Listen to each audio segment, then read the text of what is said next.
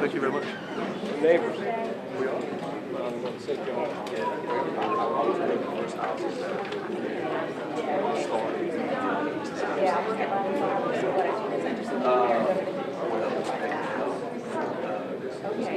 We're going to start this second half with Kathy Gilbert. Good morning, everyone. Can everyone hear me okay? Good morning.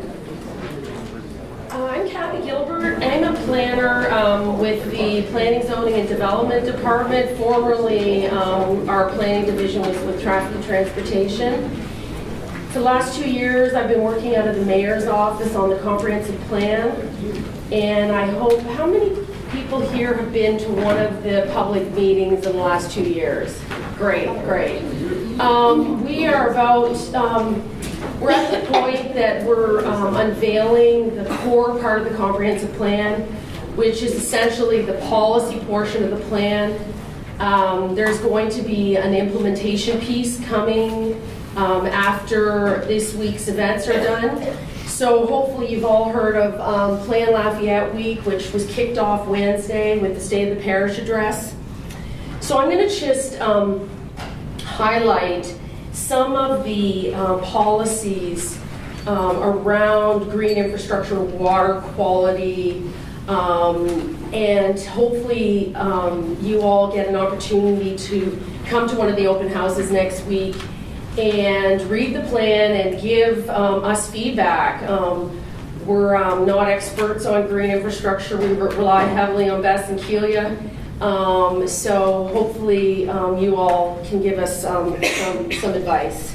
So just whoops.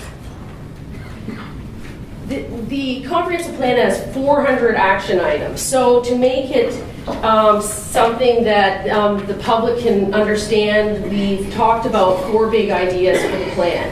So the big idea that would cover green infrastructure is re-envision natural resources. So this board is, you'll see at tonight at Art Walk, and you'll also see next week at the open houses.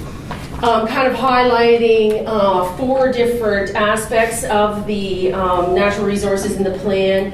The Vermilion River, water quality of the river, but also access to the river.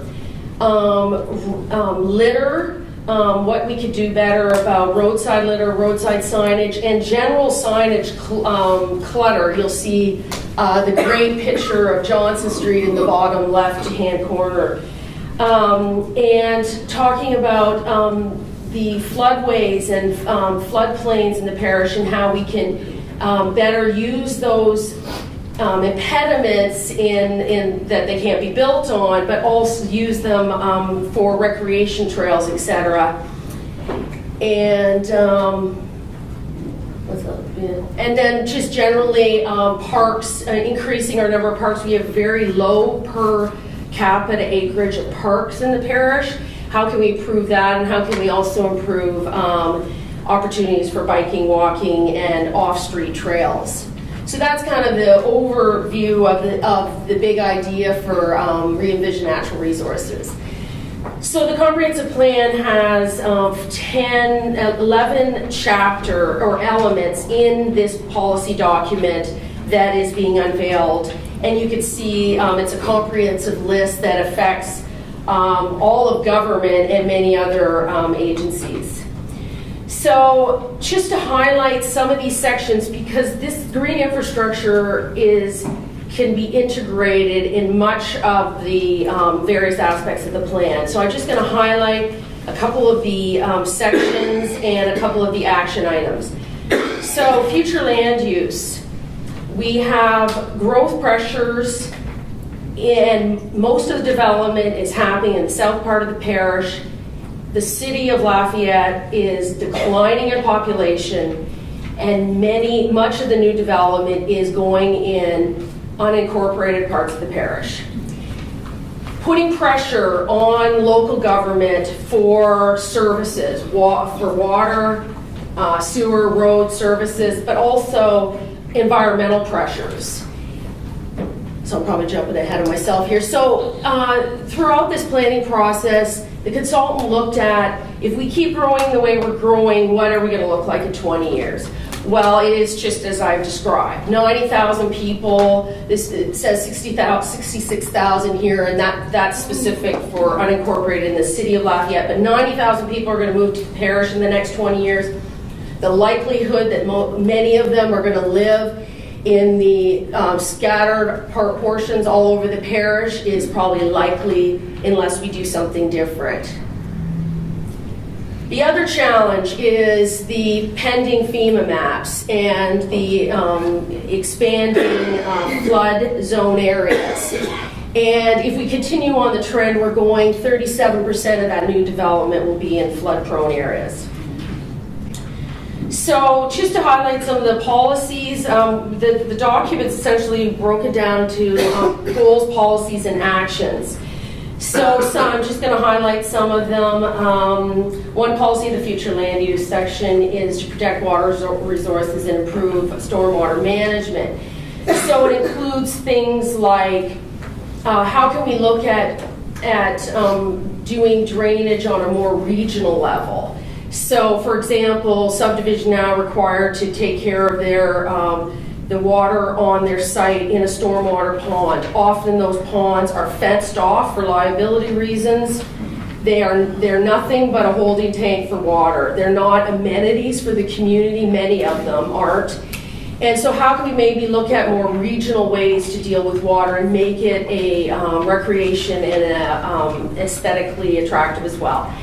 And how can we use more stormwater management tools, both as a government and possibly as the private sector as well? And I think the speakers after me will highlight green infrastructure a little bit in more detail. So community character also touches on water, lack of protection, lack of public access, and how we've dealt with our coulees in the cities, how we've concreted them, and they're not used as for recreation or for aesthetic purposes, as we know. Community character, how can we protect the rural parts of the parish? And so their part of the plan is a future land use plan that looks at targeting more development in the city where infrastructure exists, and trying to save some of the rural parts of the parish and save some open space. And also to how can we increase ecotourism to bring value to many people from as we know, love to come here and love the bayous and swamps, etc., wetlands, etc. And again, this is the coulee through the horse farm. How can we better utilize coulees? They transverse our city. How can we better utilize them to get one place to another? And there's huge challenges to do that. No coulees, LCG has no right of way over coulees. They're all easements, and those easements are very restricted to maintenance of the coulee. So any kind of trail along the coulee is going to require a lot of work. It's going to require getting easements from all the adjacent landowners. So there's challenges. But there's certainly coulees that run through public land that could be part of an overall network. So recreation and open space, conserving open space, monitoring development in environmentally sensitive areas, and integrating stormwater management systems. This is the slide at the bottom I borrowed from Dana Brown. She's a landscape architect that spoke a couple days ago at a breakfast, and this is converting essentially a ditch by the airport into something that it looks better and manages water better at its source.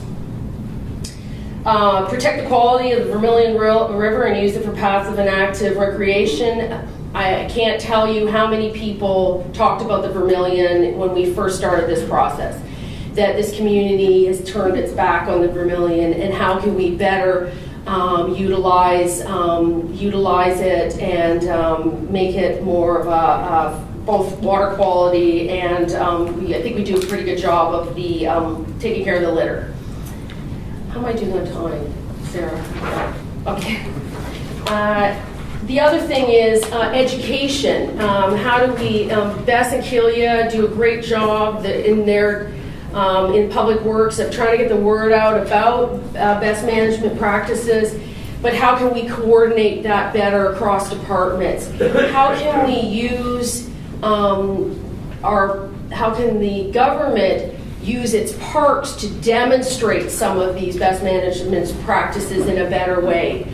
For example, I think about that awesome work they're doing at Gerard Park, and I just thought, oh, if we were a little more coordinated, maybe there'd be some examples of best management practices that could have been incorporated into that project. And then, you know, and again, demonstration. This is another Dana Brown slide at the bottom, using a rebuilding a coulee and having a bike and walkie trail along it. And then, of course, it makes it into the resource conservation hazard mitigation. How can we increase education of the public? We have up to, I've heard numbers as high as 30,000 private septic tanks in the parish that are not being inspected on a regular basis. And so what potential environmental considerations will come from that problem? And also, how do we use GIS to identify, GIS is a mapping software, how can we use it better to identify priority areas that we can look at? How can we have better how can we engage BVD to possibly become part of the development review process when a development comes? And many communities have high regulations about what the development looks like that is located next to a waterway. And I know in the past, my understanding is BVD used to comment on some of the development near the Vermilion, and that doesn't happen anymore. So that's one of the action items. So just to close up, this is the just options for implementation. As part of this contract, there will be a rewriting of the zoning ordinance and the subdivision regulations into a unified development code that is essentially takes all the regulations from all the different departments and put them in one document. So there's opportunity there to possibly have either through incentives or regulation to have require more best management practices in new development. And as I mentioned, other things like demonstration projects, targeting infrastructure improvements. And then finally, I just wanted to put the dates up there for the 2 open houses this week. Tonight is, so thank you very much. I don't think I've left myself much time for questions.